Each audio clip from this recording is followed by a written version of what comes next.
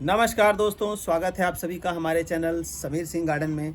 और आज हम सीखेंगे अनार। अनार बहुत ही बढ़िया फल होता है और काफ़ी लोगों की कंप्लेंट रहती है कि हमारे अनार में फूल नहीं आते या फूल आते हैं तो फल में कन्वर्ट नहीं होता। देखिए छोटा सा पौधा है और जगह जगह जो है इसके अंदर ये फ्लावर बन रहे हैं।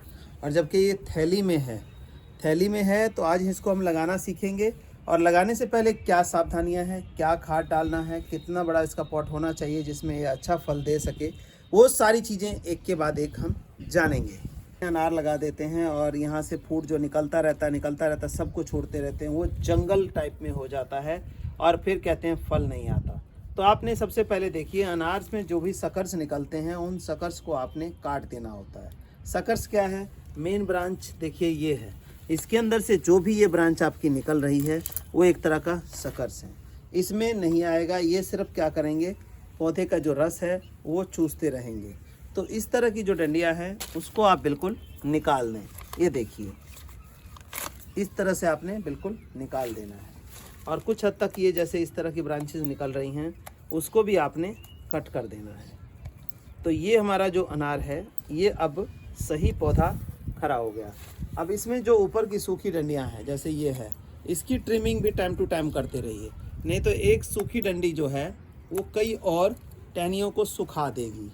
तो ये ध्यान रखना है आपने, इसकी ट्रिमिंग साथ के साथ इसकी ट्रिमिंग करते रहिए। जैसे आपको दिखाई दे कोई ब्रांच ऐसी सूखी हुई है तो उसकी ट्रिमिंग कर दें ताकि वो वहीं पे रुक जाए, ना कि पूरे पौधे को फैले। ये तो हमारी ये कटिंग हो गई, ट्रिमिंग हो गई। जैसे कि ये देखिए एक ब्रांच ये है तो यहाँ से है, इसको हमने ये कट कर दिया और ये हमारा पौधा बिल्कुल अब सही चलेगा अगर हम इसको लगाते हैं। अब लगाने का तरीका क्या है आइए जानते हैं। अनार क्या है कि एक ऐसा पौधा है जो आयरन रिच है, आयरन के लिए बहुत माना जाता है। अनार का दाग कभी आपके कपड़ों पे लगे तो बिल्कुल भी नहीं उतरेगा। तो ये ध्यान रखना है कि आयरन रिच है तो इसको न्यूट्रिशन पूरा चाहिए। Iron, calcium. कैल्शियम किस लिए चाहिए? अनार के हर बीज के अंदर आपकी खोल बना होता है, जैसे अंडे के ऊपर एक सेल बना होता है तो इसी तरह से इसके ऊपर खोल बना होता है और उसके लिए इसको कैल्शियम की सख्त ज़रूरत होती है। अगर ये चीज़ कंप्लीट ना हो तो अनार की फ्रूट होल्डिंग नहीं होगी आपकी। अब अगली बात आती है साइज़। आप एक छोटे 10 इंची 12 इंची के गमले में लगा करके अनार सोचेंगे कि फल जाए तो अनार आपका नहीं सक्सेसफुल होगा।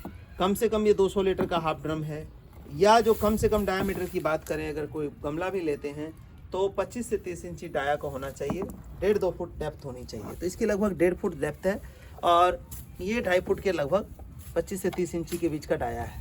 अब हम इसको खोद लेंगे। ये सारा मिट्टी देखिए, रेतीली मिट्टी जो है हमने इसमें डाली है और इसके अंदर सभी वो न्यूट्रिशन जो हमारे अनार के पौधे के लिए है वो हमने डाली हुई है।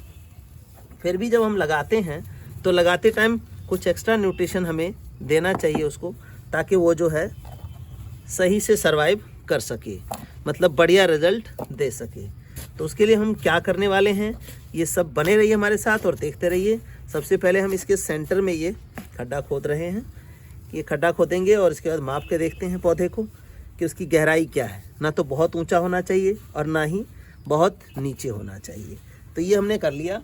थोड़ा अगर खोदना चाहें तो खोद सकते हैं, थोड़ा मार्जिन और है, लेकिन नहीं तो कोई बात नहीं। ये देखिए, और एक बात और बता दूं, अप्रैल का टाइम चल रहा है, गर्मी जो है मई जून वाली पड़ रही है, तो इस टाइम में जो है इसके रूट को डिस्टर्ब करने का रिस्क ना लें। एज इट इज़ इसको निकाल के और एज इट इज़ लगा दें। अब देखिए सुबह पानी दिया हुआ, शाम तक जो है बिल्कुल धूल उड़ रही है इसमें से, तो इस तरह से हम एज इट इज़ लगा देंगे। ये लगा दिया, रूट डिस्टर्ब नहीं किया। थोड़ा बहुत अगर तोड़ना चाहें ऊपर से तो ऐसा कर सकते हैं ताकि जो उसका थोड़ा बाउंडेशन है वो टूट जाए। इसको थोड़ा सीधा कर लेंगे ऐसे। और इसके बाद हमें क्या डालना है, ये देखिए आयरन रिच जो फर्टिलाइज़र है जिसको हम फ्रूट मिक्स बोलते हैं, किसी भी फ्रूट प्लांट के लिए बहुत ही बढ़िया होता है। इसका हम अच्छा सा मात्रा इसकी डाल देंगे, लगभग आधे किलो के अराउंड जो है हमने इसमें डाल दिया। अब ये डाल करके थोड़ा सा इसके अंदर वैसे डाला हुआ है कैल्शियम, फास्फोरस, जिंक के लिए हम ये जो बता रहे हैं आपको स्टोन पाउडर, इसका हमने ये 2 मुट्ठी इसका रख दिया।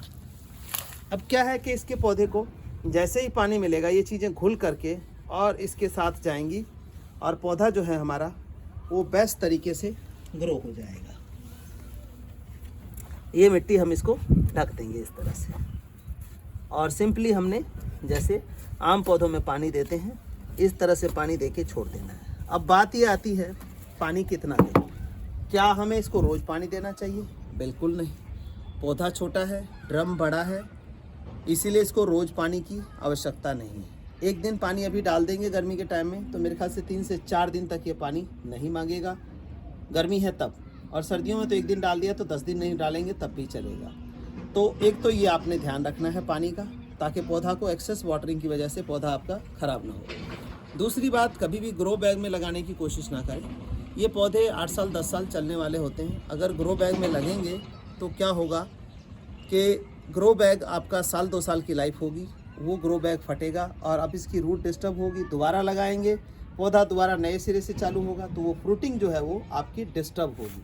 तो रेगुलर फ्रूट के लिए कुछ इस तरह का परमानेंट इंतज़ाम करें ताकि ये फ्रूटिंग आपकी परमानेंट चलती रहे। और इसको साल में 2 बार आपने क्या करना है, रूट खोद के चारों साइड से, और इसमें इस तरह का जो हमारा फ्रूट मिक्स है, ये फ्रूट मिक्स आप डाल सकते हैं साल में 2 बार।